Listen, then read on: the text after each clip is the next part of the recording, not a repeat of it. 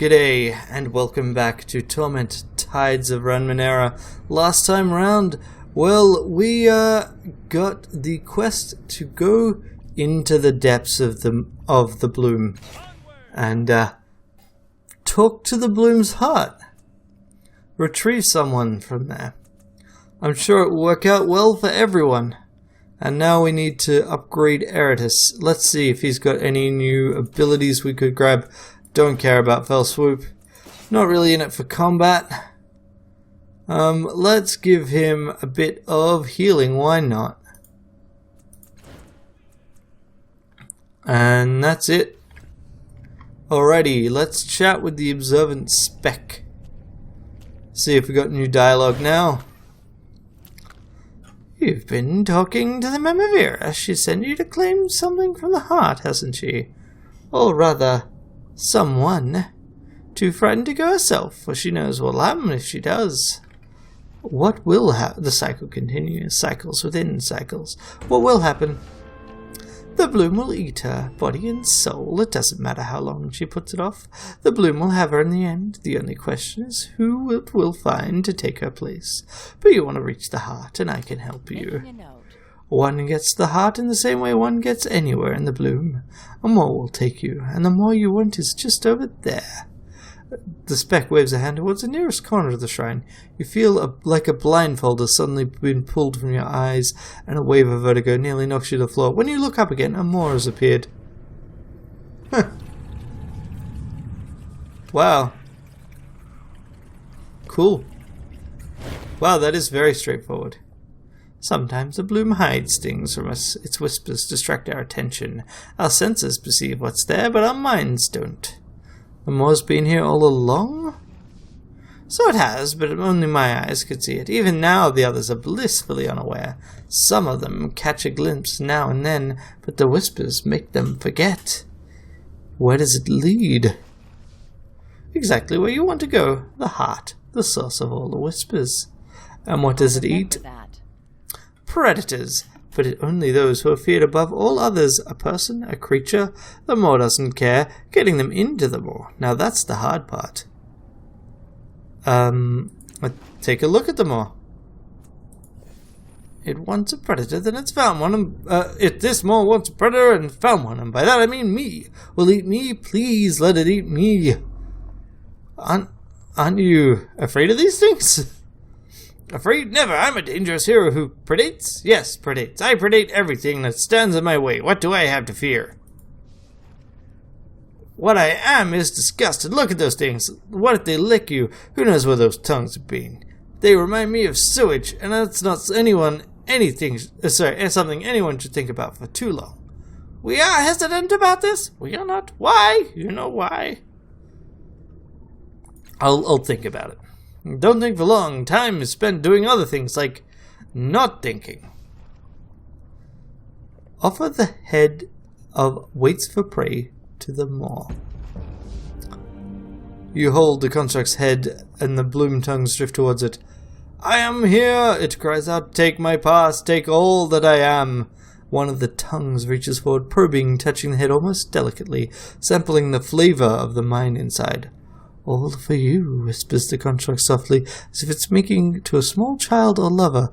The tendril wraps itself around the head carefully and lifts it from your hands. You watch as the head is pulled towards the moor. More tongues move to assist the first, cradling the construct's head, stroking it gently, attaching themselves to it, quivering as it drinks some sort of nourishment from its mind. Sorry, I've got a little bit distracting me right now. All for you, the construct whispers again and again, its voice growing fainter and hollower each time. All for you. As it disappears into the darkness and is gone, the chittering and hissing of the bloom rise to a sudden climax, and the moor opens. First time we've opened the moor properly. Yeah, I guess we shall go into the depths. Go.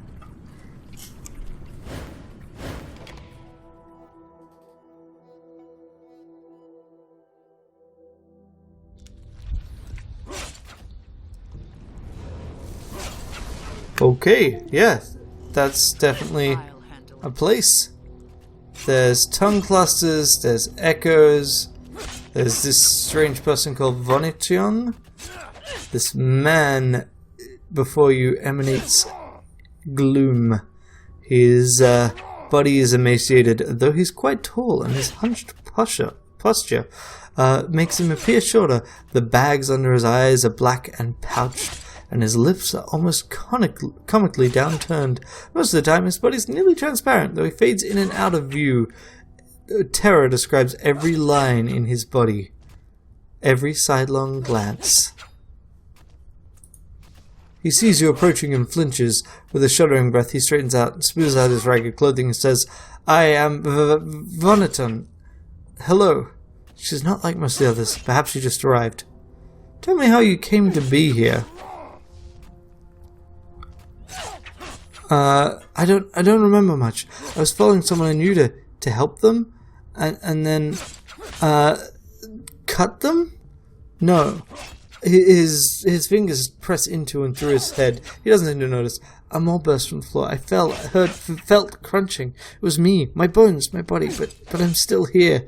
Every day, the bloom takes more of me. I'm fading away. There's no way out. I've been here long enough to know that. What can you tell me about this place? The gullet, they call it. This is where the bloom's food is digested, where fear fades to despair, where we wait to dissolve or die. I've survived longer than others by hiding in shadows. The ones that fight each other, always looking for prey. He covers his eyes, but you notice they're still open, and his hands are transparent. I've seen such strange things, such horrible things. You said you see strange things, like what? I spent a day watching a bulge move down a wall over there. I thought it was a tumor at first. Then I heard it sobbing, begging for help. After a time, it dissolved in the wall and the begging stopped. And other strange things? A talking wind in the floor, speaking through bubbles of pus. It promised it was an escape from this place, a tunnel to the outside. Only one of us was desperate enough to believe it. Reuben crawled in. She said she could see daylight. Then the wind chuckled, and we heard bubbling like a pot on boil. She screamed for hours and hours and hours. And other things? Let's just keep going through the trauma. The whirlpool. There's something inside it, down below. A heartbeat like thunder. People who stare down that hole, who listen to the beating of the heart. They can't walk away. They lean closer, closer, and fall in. They fall in, smiling. And more? Nothing more. At least I wouldn't speak of anything more. Ugh. Alrighty. So yeah, that's super creepy. And I imagine if we still had the amulet, we could probably do more with these tongue clusters. But a cluster of bloom tongue sways before you, much like the ones you encounter in the trade post, but this time hissing and buzzing noises are eager and impatient, worming their way into your mind. Somehow the bloom is trying to establish a connection on its own, without the aid of the amulet. You realize the amulet granted you a measure of control over the voices, but now that control is gone. Let's give him a chance. And then we will, again, channel the pain back, like a monster. And take control of the tongues. Because we're good at that. And it's harder because we don't have the amulet. You reach across the barrier that separates it and then take control. Okay. So, the cluster of tongues is another tiny locus of the bloom's consciousness. Beyond that, their influence fades, but they control most of what happens here. And by now, so do you. Let's try and sense what's happening outside this chamber. The roots of these tongues extend beyond the limits of this chamber, where they're joined by countless more. Twisted and knotted together, they chitter and screech in a million little voices, sneaking down toward something else, a vast, unfathomable presence. A great pounding noise rises from the place where they converge, lighting up all the nerves in your body with every thunderous beat. Whatever it is, it's very close. Alright. Reopen the portal. You call upon the alien perception organs that are strewn throughout the chamber, pulsing sacks of blubber, hollow protrusions of bone, and wriggling tubules that see into other dimensions. None of them detect any sign of the portal that brought you here. The secret moor has closed, or hidden itself perhaps, and you cannot go back the way you came. Send the combatants in the middle of this chamber to some other part of the bloom then. Listening with the alien perceptual organs of the tongues, you cast about for the chittering of some nearby moors. At last you find one. It's locked away in some darkened cyst, stranded in the depths of the bloom, lost and forgotten. You force some of the slumbering bloom voices in this chamber to call out to the moor, so that its own set of voices respond. Understanding your intent, the moor opens a portal on top of the battling shades, sucking them away and spitting them into the isolated cyst where it dwells. They won't find their way back here for some time, if ever. Sounds good. Let's grab whatever is in here. Disruption blade, cool. Fleet moss and money. Now let's see what else we got. Oh, there's a mud. Fluid pumps through it. Delightful. Shall we chat with the mud? Why not? Worst thing that happens is we fight it. The down of this moon is patchy and streaked with its abhuman blood. Glassy eyes filled with hatred stare at you, and its beak dribbles foam. It cradles a ragged bundle fiercely to its chest. As you approach, the moon blasts a field of static in your mind. You involuntarily step back, unable to get any closer to the creature. Unlike other murdens you've encountered, the mental blast of this one is not just annoying, it's actively painful. The murden is clearly in a feral, desperate state. Its glassy eyes suggest delirium or madness. Perhaps this has somehow intensified its psychic abilities. What's that? How did you get here? Shakes his head angrily. It is as if to show you it doesn't know and doesn't care. It spits and hisses, warning you not to come any closer. What's that bundle you're holding? Waving at you, the moon clacks its beak and hisses in agitation. Then it clutches the ragged bundle even tighter against its body. It's pushed through the psychic noise to get closer to the murden. Because that's easy. We're super good at concentrating. And anything intellect related. The murden's shrieking batters your skull, but somehow you're able to overcome the pain to step closer to the murden. You can reach out and touch it from here. The murden's beak opens and closes, snapping at you in a desperate attempt to hold you off. With the one hand, it tries to conceal the cloth bundle behind its back, knock it unconscious. You hold the creature by the greasy down of its neck and deliver a quick punch at the base of its skull.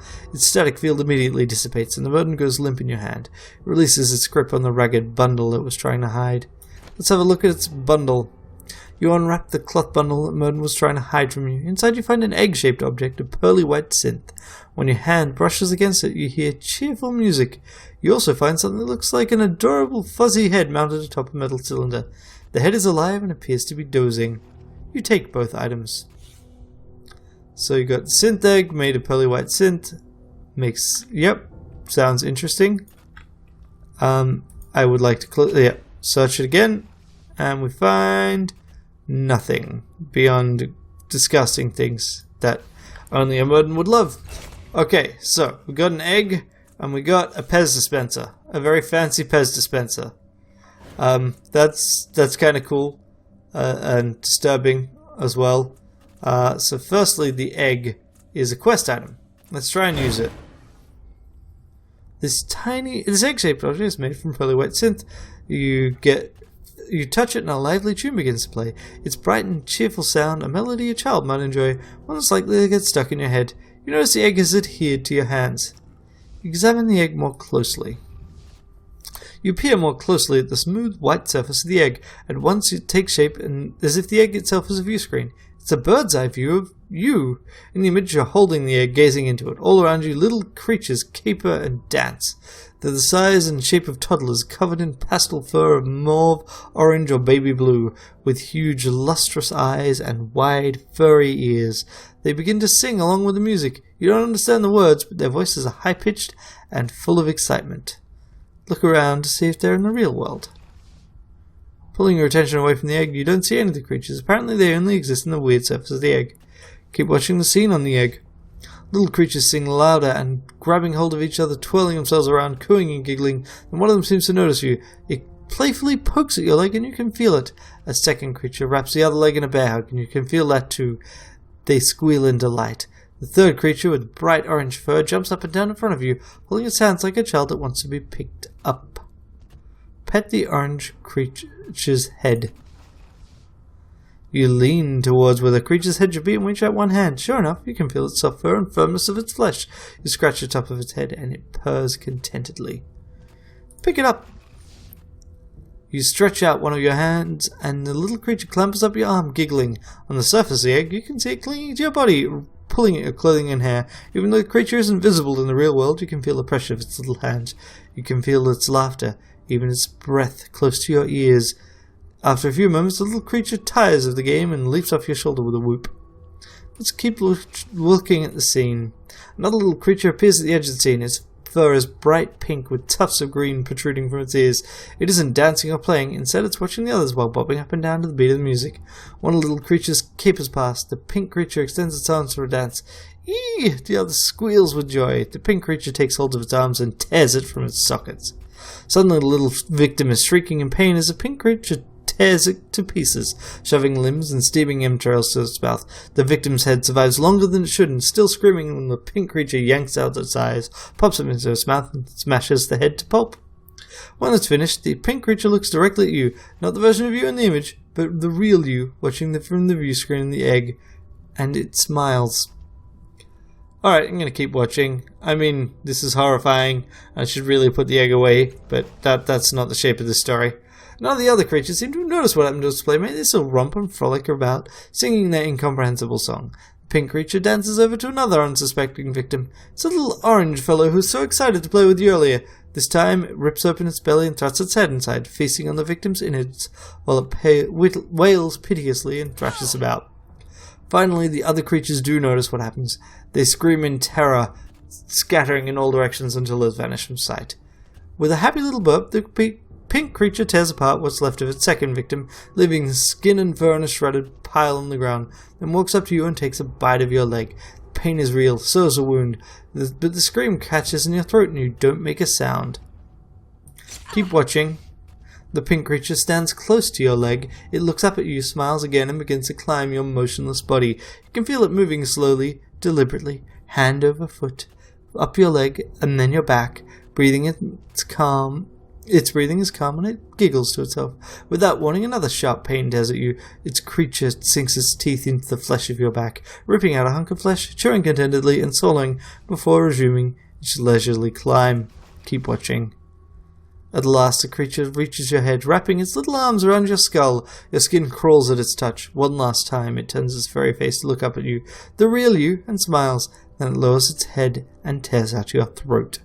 You sink into darkness. Die. Because, why not? Not like dying is a big barrier in this game. I'm going. Alright, let's chat with various people here, see if anything new has happened. Talk to Saria. Anything new I can talk to you about? Like your mind, nice high ceilings. These people. Talk to the Katina's intelligence. How are you holding up here? Your mind is a peaceful place. I wouldn't have expected that. Walk away. I'm going. Nothing cool there. Nothing is going to be new there. Inaffair we can chat with. Alright, what? There's not going to be anything there. We can talk to Inaffair. Is there anything we can do? Nothing new. No way I can help you. None indeed. Ready. Let's just quickly check through our mind. Always good to keep a tidy mind, you understand? Nope. Fine. And then... yeah, I think that's about it that we can really do right now. Going. At some point we should be able to go back through that mirror. I'm thinking that'll be like Act 3. It'll bookend everything else. Yeah, there's nothing cool here. Yeah, definitely. Yes. And what was the place down the bottom right? I don't remember. It's been a while since I've been in my own head. So let's have a quick look-see. And then we'll get back to the real world, eh? We just got ourselves moited.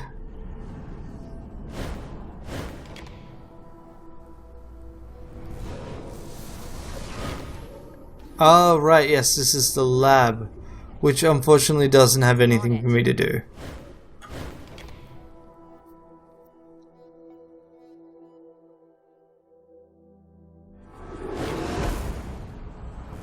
Alrighty, let's get out of here. All right.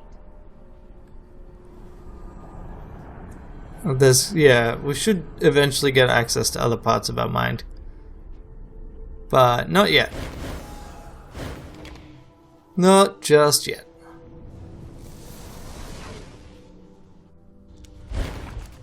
Alrighty. Where are we? We're here. Oh, right, in a different location in the bloom. I guess this is where we go if we die. Ah.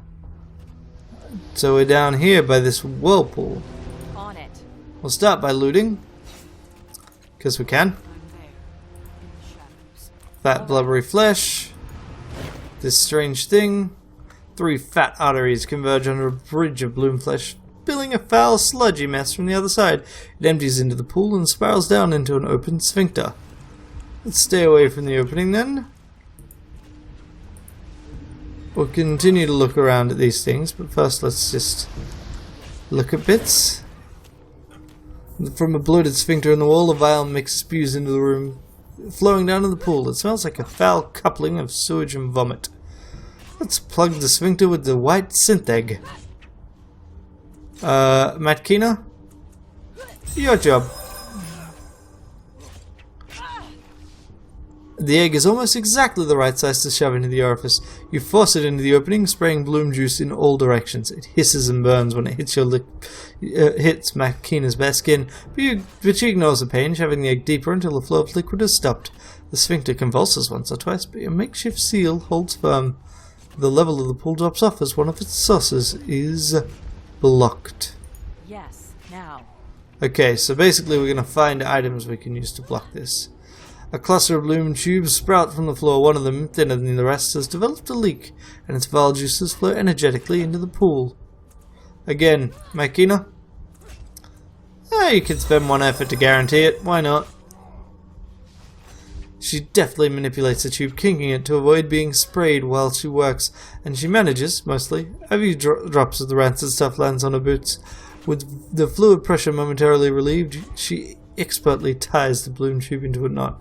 When she releases it, the knot holds, and no more fluid leaks from this cluster. The level of the pool drops noticeably. Oh wow, you can really hear the heart now. Okay, still not going through there yet, but I guess we will keep looking around. So those guys are gonna try and go for us. Let's chat with Seowen. And that will probably take us towards the end. Despair lines the face of this ghostly figure. His aquiline features are clean and strong, his head shaven, his eyes, empty sockets, are bleeding, and they turn to you. Hello, I'm glad you're here. Kill me, please. She looks substantial. Could she have arrived here without being eaten? What happened to your eyes? I don't know. I came here too long ago. Memories are the first thing the gullet takes. Then hope, then the senses. All I know is I've been here a long time. Why are you standing here? Listening. It sounds like a heartbeat, doesn't it? It sounds like peace. Do you ever think that's standing near this thing is what is making you die? Perhaps. Or perhaps it's the fact I'm trapped here and I'll never, ever escape until I'm dead. But I have no fear. I'm not giving myself to whatever is down there. I've seen what happens to those who throw themselves into the waters. They're torn apart, but they don't die. They live on as part of the bloom. We hear them weeping sometimes, or screaming. Why do you want me to kill you? Why Do I want you to kill me? Are you completely blind? Look around this place. Do you think I want to dissolve here? The bloom is eating me, digesting me, and I'm stuck in its guts. What life is left for me? I'm already dead. Anything will be better than this. What happens if I kill you? Then I die. I disappear. The bloom gets no more of my essence. Whatever afterlife may await us is my reward. If you don't, I'll be here, fighting despair, listening to the weeping of others, and trading hopeless words until I die. Slash his throat with the transdimensional scalpel. As the blade passes through his flesh, a look of surprise crosses his face. The scalpel cuts deeply into his insubstantial trachea, and a horrifying, substantial spray of blood spews from the wound. Eventually, he fades away. Seowen finds a way to smile. My thanks. That was neat. All right. Okay, what do we got over here? A tongue cluster, decor, Go. items. Awesome. So we get these things, definitely. Yes. That looks like some kind of creature. You're not sure what you're looking at first. It seems to be an enormous suit of metal armor. Perhaps some sort of exploration suit? It's large, at least twice the size of an ordinary human, and its limbs and joints are completely foreign to you. Even if you could find a way inside, you have to contort yourself in ways the human body was not meant to bend. It has a visor, or a faceplate at its top. Calisige echoes look back and forth, and Calisige smiles. It's a vivaric amateur pets, isn't it? Who knew we could find such a thing here? The learned and lucky have found these suits throughout the world. None know their purpose, but they carry some impressive devices, if you know how to extract them. Look inside the faceplate. Some visitant lived inside the suit, a creature with multiple eyes scattered across its face. Based on the skeletal remains you see inside, at least you assume they're eye sockets. They might have seen some other alien orifice. Oddly, the creature had no visible jaw or mouth. And let's take a close look at the suit. Strange metal of the suit looks as though it could survive the cold of the interstellar void or the depths of an impossibly deep sea. When you push on it, it gives just a little bit and expands by the same amount. The bloom flesh around the suit is puffy and irritated, almost infected. It seems as though the suit is trying to absorb the suit into itself, without much success. There are a number of tools and strange devices attached to the suit's right hand. You might be able to extract one or two of these, if you're careful. Let's try and get the items from the right hand. Most of the attachments are broken or corroded, but through some careful maneuvering, you're able to detach something that looks like a spray canister. A test squirt produces a glob of quick-drying liquid synth, a highly effective sealant. Once you detach the device, you notice there's more machinery deeper within the suit's arm. Let's examine the suit for more components. Makina? Yeah, you got this. Makina reaches into the arm and her fingers graze a small metal orb. She carefully pries it loose and withdraws it from the arm. Looks as though we found a reservoir of sealant material used in the device. Okay, sealant bomb. Sounds good. We'll probably use one of those. Examine the suit carefully again. Your careful examination pays off. Near the faceplate you find a small detachable lens. It may have been used to focus beams of light or some other visible source. You carefully take it and store it away. Anything else? I like that, occasionally retrying things does something cool. So yeah, those things are useful. This is an oddity. Yeah, cool. Though those are getting more valuable. This massive pustulant wall of flesh looks nothing so much as a herniated mass pushing out through the weakened walls of the bloom. You can't identify the function of the organ that's pushed through the skin here, but you do see a small crevasse inside. Closer examination reveals a hidden space large enough for you to rest without being bothered. Maybe later. Yeah, okay. Well, next time around we'll probably finish sealing the hole and go down there, and we'll chat with more of these people. Maybe we'll try and get rid of these jerks. Maybe we'll activate this. Who knows? We'll figure it out next time. Until then, have a great day. Bye.